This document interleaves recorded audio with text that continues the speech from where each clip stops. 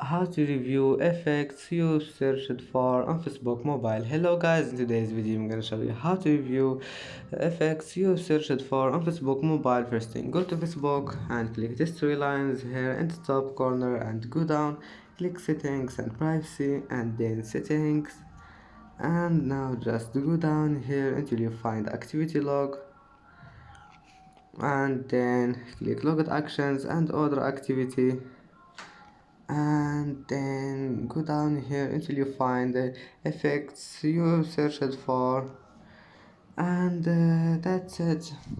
That's how to review effects you've searched for on Facebook mobile, and that's it for today's video. If you like this video, please don't forget to like and don't forget to subscribe, and thank you for watching this video until the end, and see you in the next video.